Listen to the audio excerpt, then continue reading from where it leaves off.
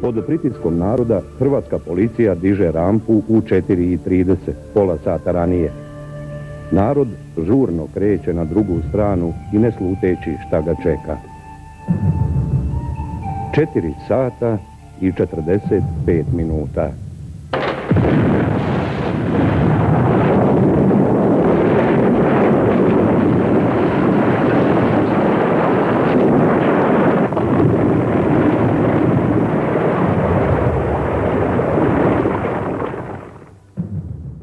Ja se zovem Ređić Fadl, inače sada vršim dužnost predsjednika udruge Zatočeni, udruženje logoraša Brčkog distrikta od 2010. godine. Zloglasni logor Luka Brčko formiran je 7.5. gdje su ga formirale srpske snage, a kroz taj logor Luka Brčko prošlo je preko 3000 ljudi. Taj moj prvi susret sa logorom Luka bio je zaista jeziv, jer je tu došlo negdje oko 10-ak autobusa koji su bili krcati puni Bošnjaka, muslimana i jedan dio Hrvata.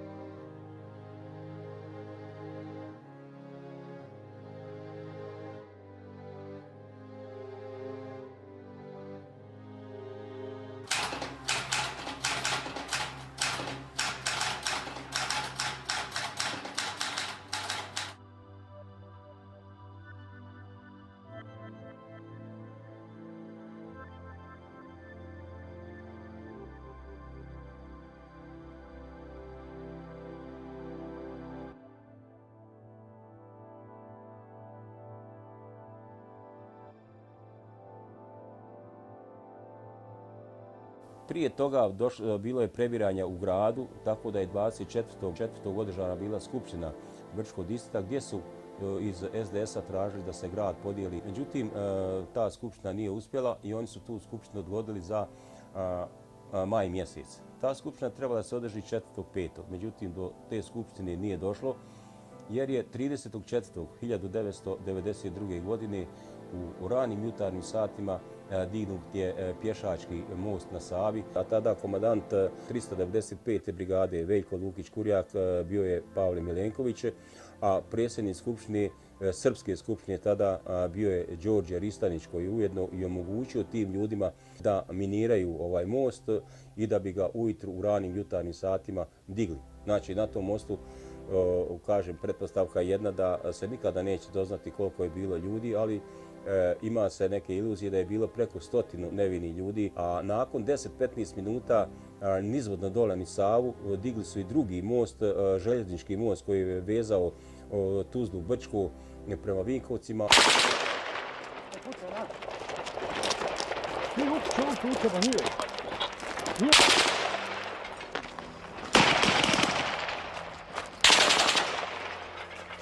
Iako je na bolnici bila visila zastava Crvenog križa, međutim to njima ništa nije značilo. Oni su i tada tu bolnicu zauzeli.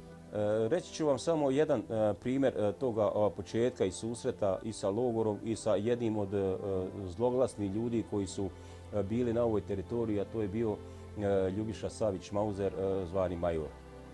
On je došao sa svojim crnim panterima iz Bijeljine.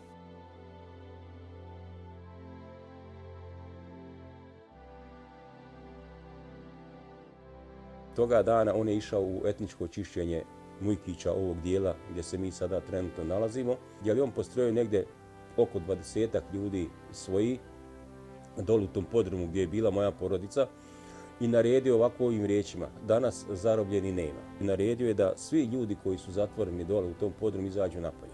Idući od čovjeka do čovjeka, došao je do mene, stavio mi je ruku na rame i rekao je: ja i ti se odnekle znamo. Ja sam sam njemu rekao: ja sam onaj jutro što ste vi zarobili mene i moju porodicu, a u pratnji njegovoj bio jedan moj prijatelj zaista iz tekstilnog kombinata Interpret, gdje on se okrenuo njemu i pitao ga da li on garantira za mene i za moju porodicu. Tog momenta on se nije dvoumio, jer je zaista tako i bilo, i rekao je: ja garantiram za njega i za njegovu porodicu. Dobro se sjećam reći: kad je tako, imate tamo autobus parkiran i idete za Brezovo polje. To je bio 8.5.1992. godine, negdje oko 15 sati i 30 minuta. Brezovo polje postalo je geto. Zato što se to mjesto se nalazi 15 km od Brčkog i skroz oko njega od Brčkog do Brezova polja i od Brezova polja prema Beogradu i Bijeljini sve su bila srpska sela. Tako da iz Brezovog polja tada niko nije mogao da izađe napolje, niti je izašao.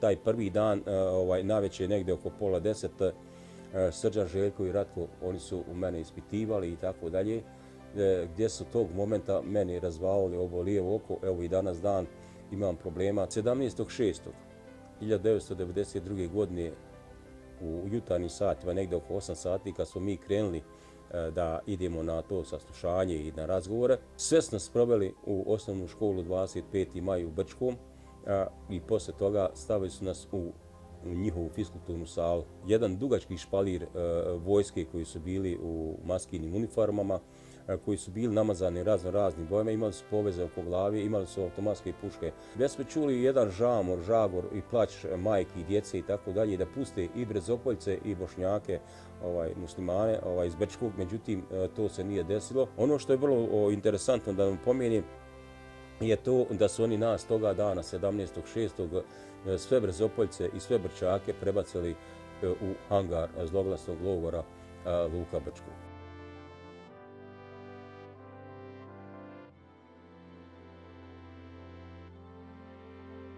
Slika koja mi je ostala u sjećanju bila je ta kada smo izlazili iz autobusa, dočekano nas je Kosta Kole Simonović, koji nam je psovao balijsku majku i rekao da se tamo postrojimo. I kada je to sve urađeno, ne znam po koji puta, to je nešto interesantno bilo, vrlo interesantno, stalno su tražili da se pravi spiskovi, to su učinili i u Brezovom polju. Bilo je tamo jedno skladište, u stvari nasrešnica, ispod kojih su bile palete, a dole je bio beton. I mi smo na tim paletama, neko je uspio da dobije te palete, a neko nije, a neko je dobio stiropol na kojem je spavao. Ničim nismo mogli da se pokrijemo, nismo imali nikakvog liječenja, nisu nam dali da dobijamo kakve lijekove, nismo imali ni hrane kako treba, dobijali smo jednom, eventualno 2 puta neku supu koja nije lična ni na šta. Te ljude koji su dovodili u luku, ufatili u kući, ufatili na poslu, ufatili na ulici, ufatili na njivi, ufatili ne znam ja na nekim drugim mjestima, i sve su i takve u onome u kome su oni zatekli i doveli u taj zloglasni hangar u Luku Brčku, kad vi nemate čime da se ni umijete, ni da se obrijete, nego gotovo svi smo bili onako sa bradama, zarasli i tako dalje, a o higijeni da ne pričam, jer se zaista nisi mogao ni umiti, ni oprati, ni ništa uraditi. U samom tom hangaru luke bile su kible, limene, gdje si mogao tu da izvršiš da li veliku ili malu nuždu, i bilo jedno bure gdje se posle toga sva ta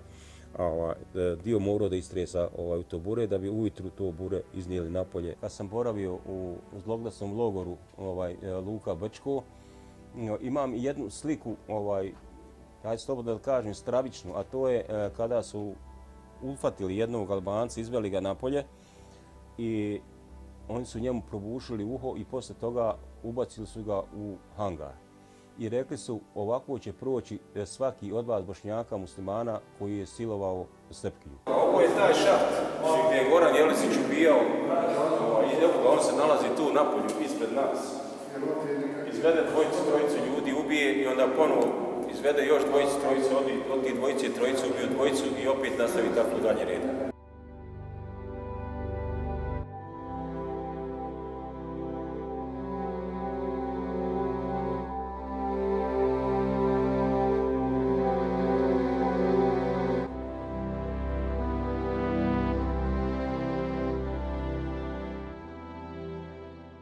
Na 1.7.1992. godine izašao sam iz logora Luka i nastanio sam se tamo kod jednog prijatelja u mjestu se zove Prnjavor, nedaleko od Luke.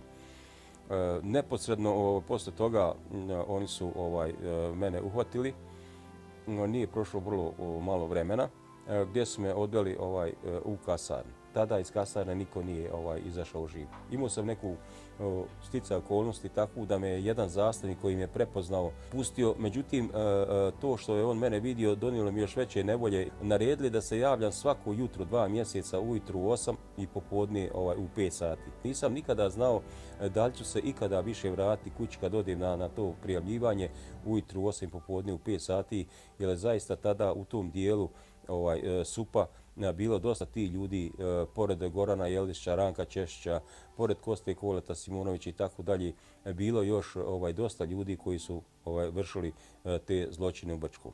Jedne noći također su me uhvatili i to baš uhvatio Srđan i u 9:30 odveo me na kopanje rovova. Mi smo 4 dana, vjerujte, 4 dana kopali te rovove bez bilo kakvog zastoja.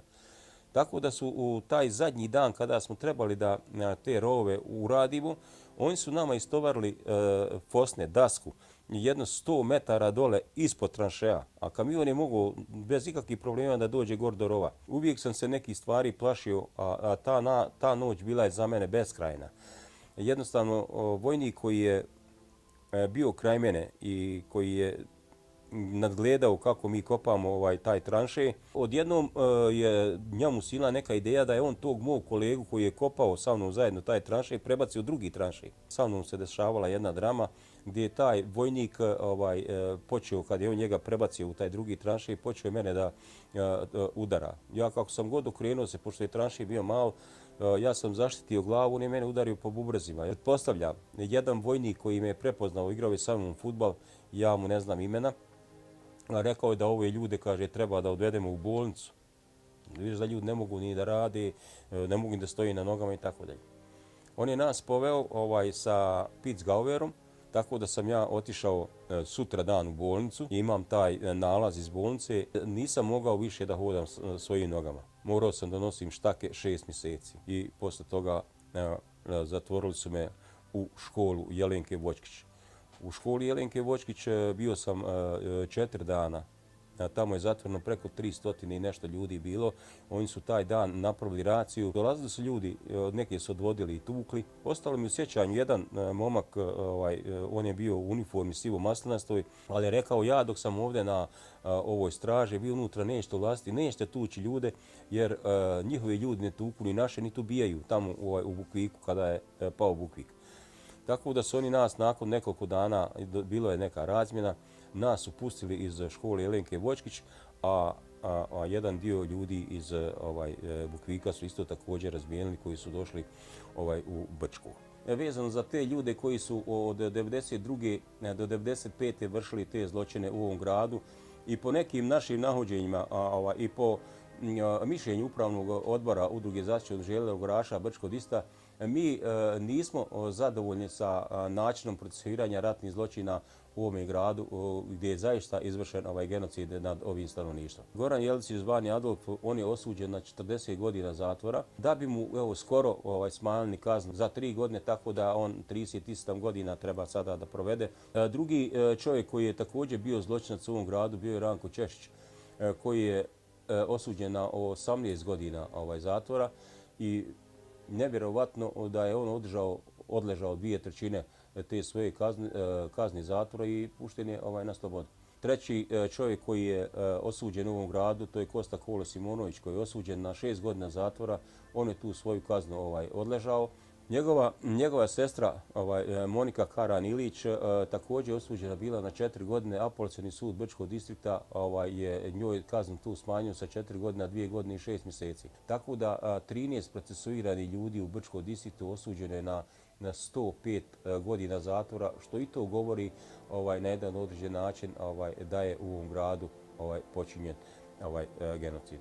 Vjerovatno, ako se bude nastavilo ovako procesuirati kao što se sada procesuira, ili oni čekaju da mi logoraši pomirimo, da ne bude niko mogao više da svjedoči i da se ta tačka na tu istoriju genocida na jedan određen način zaključi, jer zaista više neće biti nikoga da svjedoči o tim izvijestima koji su oni uradili u ovome gradu.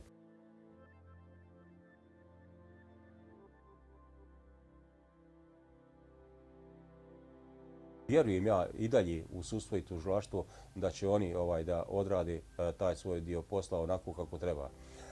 Nisam zagovornik jedne strane, nego sam zagovornik da se sve 3 strane procesuiraju na jedan blagovremen i određen način, ali pravedan način. Teško je sada, kao što oni žele ovdje u ovom gradu, da izjednače žrtve zločina. Negde preko 500 žena, čak i više, silovano je na ovaj grad izvršena agresija. U ovom gradu opljačkane su sve fabrike. U ovom gradu porušeni su svi vjerski objekti. Ja sam bio svjedok rušenja sve 3 džamije. 17.8.1992. godine u 16.10 ruši se Bijela džamija. U 16.20 ruši se Savska džamija, a u 16.50 ruši se Drvena džamija kod Doma zdravlja. Za nepunih 40 minuta sve 3 džamije su bile sravnjene sa zemljom.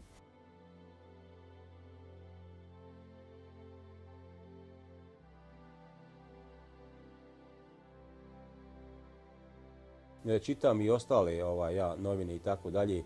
Evo, možete tu da pogledate jednu veliku kolekciju knjiga koje govori o svim zločinima u Bosni i Hercegovini, pa i ima jedna knjiga izuzetno dobra, 7 krugova pakla, koja govori o genocidu u ovome našem gradu. Jedna knjiga koja je bila izašla, to je isto zločin u Brčkom, koji je pisao Esad Kadrić, u kojoj sam knjigi i ja učestvovao.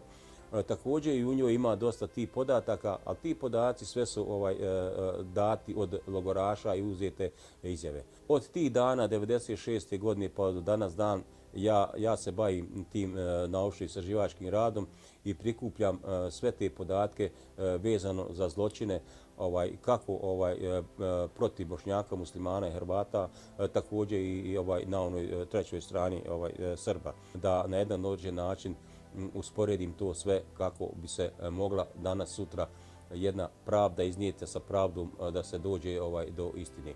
Jer je jedino to način da se određene stvari riješe onako kako treba. Savez logoraša čitave Bosne i Hercegovine. Znači sve slike i zločini koji se desili u Bosni i Hercegovini, odavde sada kreće ovdje je bilo Brčko distrikt. Kruna jednog rada Udruge zatočenih udruženja logoraša Brčkog Dista je ta što smo mi 2011. godine od javnog preduzeća Luka Brčko dobili jedan dio hangara gdje su ljudi mučeni, ubijani, maltretirani, silovani i tako dalje, gdje smo mi 2011. godine otvorili prvo spomen sobu, da bi 8.5.2014. godine zvanično otvorili muzej logoraša Bosne i Hercegovine. Koliko muka i koliko imaju problema svi logoraši u Bosni i Hercegovini, gdje ne mogu da dođu ni blizu hangara zloglasnog gdje su oni mučeni. Uzmite Keretem, Trnopolje, ne znam ja i ostale logore, gdje ljudi ne mogu ni da dođu unutra, da postave bilo kakvu ploču ili ne znam ja, da nešto unesu unutra. Mi smo, zahvaljujući Savezu logoraša Bosne i Hercegovine,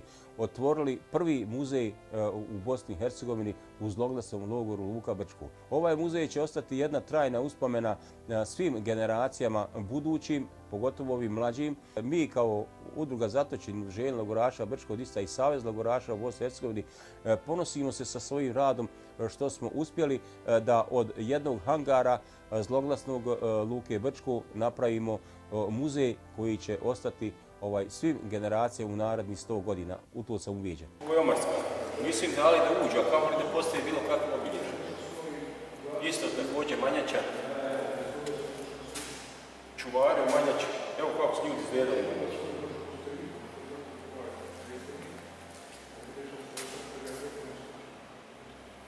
Ovo sve logoraši Manjači. Evo, odavde hoće. Oni su spavali u štalama, u farmama. Ovo je jedna od najpotresnijih slika, gdje se iz utrbe majke izvadili dijete, još ni rođeno nije. Evo, pogledaj. Ovako su izgledale svake historije, gdje su ljudi ubijani, maltretirani. Logoraši Omarski. I danas dan ovo zvali se logor, ali ovo je u Sremskoj Mitrovici, zatvor. Oni danas dan tamo ima, što bi rekao, aktivan je. Evo ovako se pretukli. Logor, bunker u Ogošći, gdje treba danas sutra da se pokušava i tu da otvori spomen sobu. A ovo je jedan od masovnih tuča i ubijanja ljudi, masakr hotel Vinne vlasti 24. oktobra 1992. godine, gdje su odvojeni od ljudi i Milan Lukić i potom streljani su svi na ovim slikama ovdje koje vidite. I ja se nadam ponovo da će se usvojiti tužilaštvo nakon svega ovoga i krajnje je vrijeme da izvadi iz ladica sve te tužbe i da procesuiraju sve one ljude bez razlike na da li je sebe Hrvat, Bošnjak, Musliman ili Hrvat, moraju procesirati da bi se na jedan određen način zadovoljila pravda, a sa pravdom rekla na jedan određen način istina. Dokle god bude nas logoraša, da li to bilo s jedne i s druge strane, koji će da svjedoče i da kažu pravu istinu, jer jedino mi smo ti, mogu slobodno reći to, koji možemo da kažemo istinu šta se dešavalo, da li to bilo u Luci, da li to bilo u Prijedoru, da li to bilo u Foči, da li to bilo u Goraždu i tako dalje, tako u bilo kojem mjestu ove Bosne i Hercegovine gdje je izvršen genocid, da se kaže i da se ti ljudi na jedan način procesuiraju. I na kraju krajeva, ono što je vrlo bitno, da se pronađu sve te masovne grobnice i da te porodice na jedan određen način nađu smiraj da ukopaju te svoje najmilije, da im mogu otići na mezare i proučiti.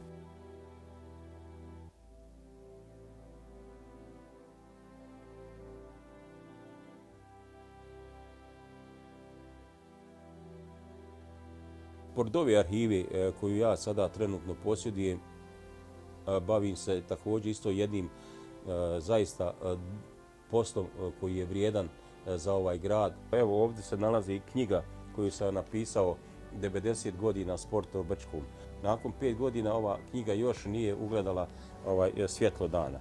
Ovdje se nalazi čitav istorijat sporta u Brčkom, ne samo o fudbalu, nego o košarci, odbojci, o rukometu, o plivanju, o svim mogućim sportovima koji se dešavali u ovom gradu. Hoću da vam kažem da je grad Brčko bio sportski grad, bio je na drugom mjestu u bivšoj Jugoslaviji, odmah posle Beograda. Ovo sve što vidite ovdje i što vidite ovdje kod mene, ja mislim da rijetko ko ima ovoliku istoriju slika gdje se može ne napraviti samo jedna knjiga, nego može se napraviti više knjiga. Ja radim drugo izdanje ove knjige gdje sam jedan dio posvetio sjećanja na bivšu Jugoslaviju, gdje će biti timovi počevši gore od Olimpije iz Ljubljane dole do Vardara i Skoplja, pa čak i Crvenke koja je tada bila jedno selo, bila u prvoj saveznoj ligi. Tako da će biti to jedan doprinos nečemu da bi se ljudi mogli sjetiti i kako sam ja knjigu napisao, sjećanje da se otrgne od zaborava,